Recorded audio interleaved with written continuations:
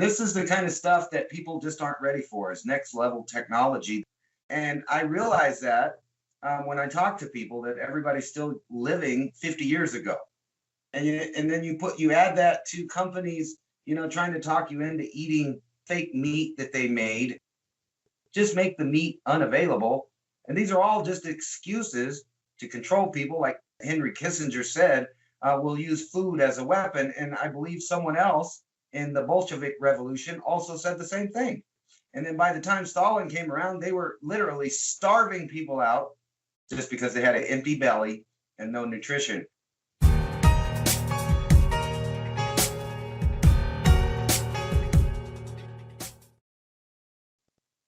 I'm going to go back and make a huge, bold call here.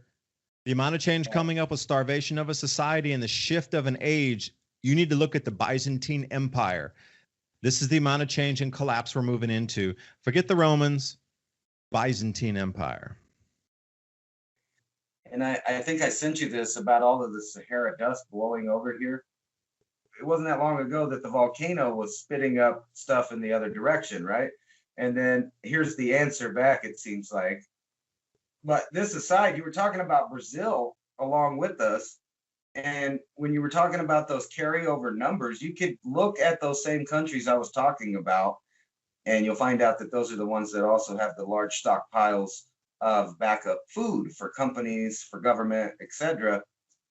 But when all of that's gone, it's kind of like what was going on with the meat. Now, maybe you can explain this to me, because I watched like 3 hours worth of it and still couldn't figure out exactly what they were blaming our beef shortage on.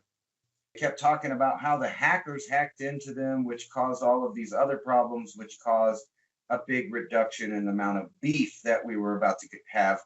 It's not just like the grain, it's the beef. But how can hackers hacking something cause beef shortage in real life? I mean, the cows are out there, they're eating, they're oblivious to the fact that they got hacked. Is the company just not feeding them? Or is it like before when they were just destroying the beef so that they could claim insurance on it and things like that, and then also say that, hey, they don't have enough to bring to market now? All of the above. No, the hack is a convenient excuse, and I am going to go woo-woo here.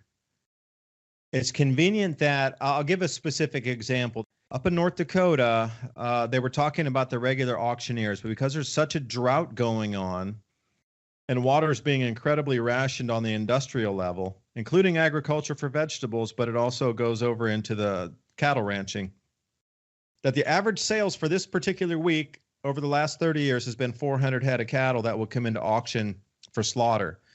This week, it's almost 5,000. And the reason is the drought's intensifying to the point where they can't even get enough water at a cost to keep their cows alive. Forget the feed, just to buy the water to push it into so the cows can drink water to stay alive. So they can't even afford to keep the herds watered. Now, that's a huge statement. Okay, getting them hay, which is, over here in the east part of the country, the hay is just, it's the best hay they've had in at least 2 cuts this year. Everything is growing so incredibly well here now. But up in places like in the West where they're having a drought, they got no hay, they got no water, there's no feed. Corn's getting really, really, really expensive. So if you're going to try to feed your animals using a grain supply, you're getting priced out already, because look at the prices of everything. Soybeans at $13.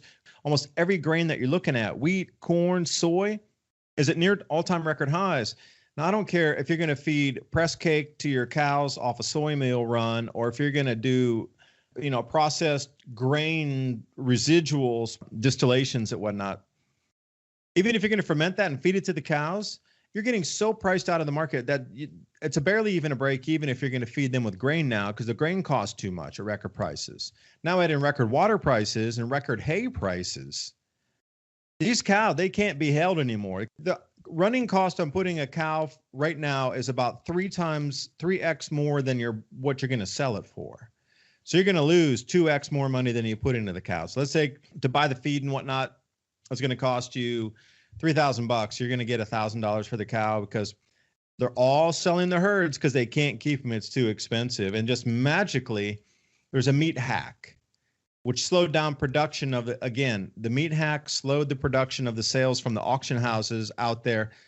Anybody who likes cattle auctions, Corbett Wall. This guy's name is Corbett, Corbettwallo.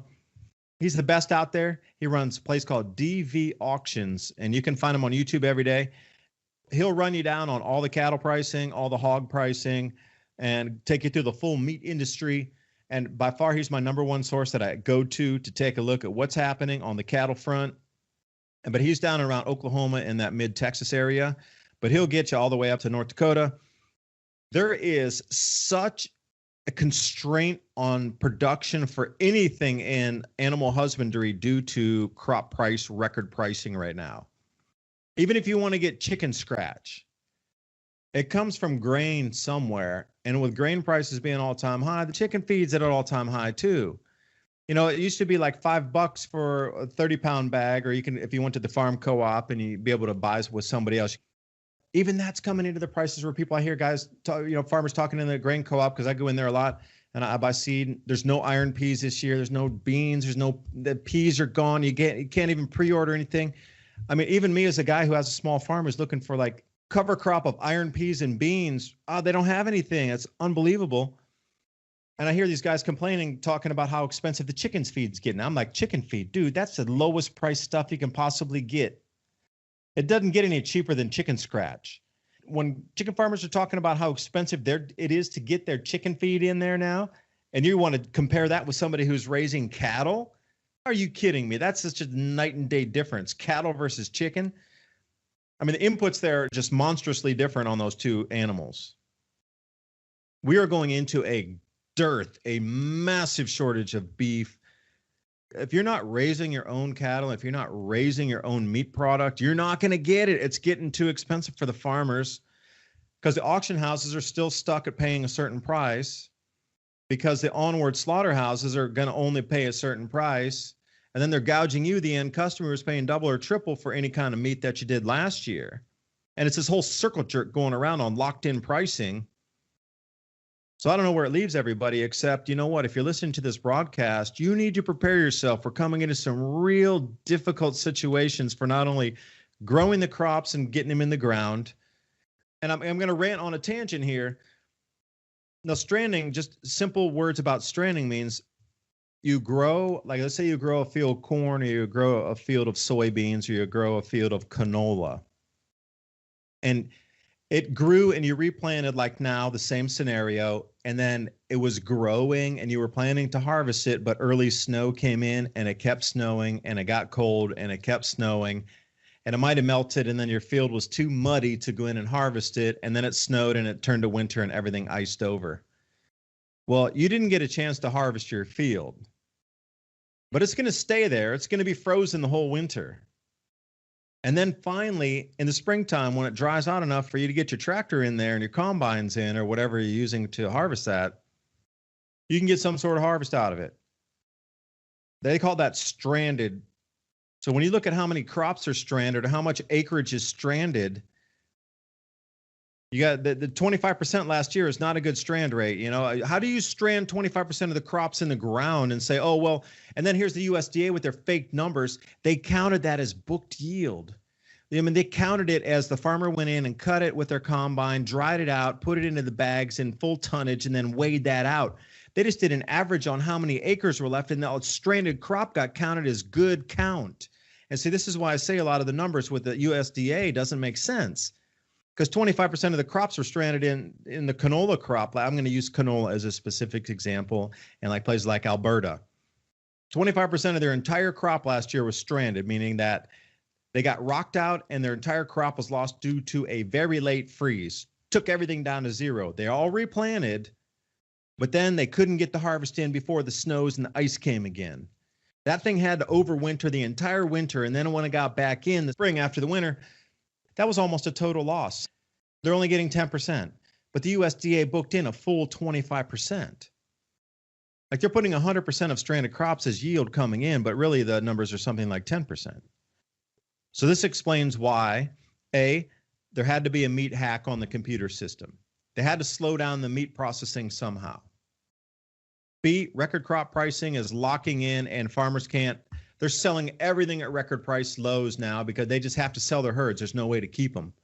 But those herds, once they're sold, that's it. There's no more herd coming back. It takes 2 years to bring herds back. So where does that leave us with meat pricing, hogs, chickens at all-time high for the feed price? So now what? Like, you can see where this is going, and then the actual crops in the ground to keep that whole system moving in the beginning, we're back to the baseline where it's going below what we produce is what we eat. Like, this is a serious, serious problem we're heading into, and nobody's talking about it. And you have to stand outside of your supermarket, and you can only buy this much, and you're rationed to 1, you're rationed to 2, and the way they retrain the society, you can see exactly what's happening on how this is working. We're coming into the food dearth, we're coming into the food shortages, we're coming into all this, and it's dovetailing and overlayering, and if you can't see these two are related, and the world's moving to this point right now, there's got to be a bigger distraction, Ransom. I'm right on track with you. And kind of before you went off into all of those different games that are played to reduce the number of products that come out in an artificial way, and then on top of it, there's natural things going on. But, you know, you're talking about all the water, you know, how California is dumping 70% of their fresh water. And then they're talking about they're in a drought and they can't grow crops. And, you know, if they have beef out there in California at all, they're probably having trouble with watering it. But then the state's dumping all the fresh water out into the ocean. They're squawking about all the Sierra Nevada snowpack melting. Okay, great. It goes into reservoirs. But then you're right. They're opening all the floodgates and just emptying all that water into the ocean and leaving nothing for the farmers. And they're claiming it's a drought.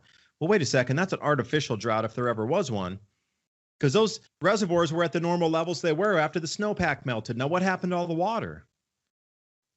You know, you say it's a little bit woo-woo about everybody getting used to, you know, rations and waiting outside the store. But then, you know, all of these 3D printing meat factories, they're going to get people used to having fake meat that they grew in a lab, because that way they can control the exact portions. And this is the kind of stuff that people just aren't ready for, is next level technology. And I realize that when I talk to people, that everybody's still living 50 years ago. The amount of technology is so far beyond what we're even talking about. We shouldn't have any of these problems. And then you add that to companies, you know, trying to talk you into eating fake meat that they made, just make the meat unavailable.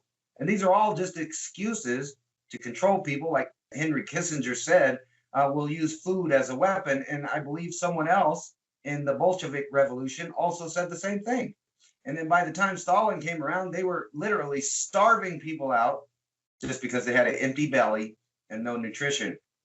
So yeah, you can put all of these things together.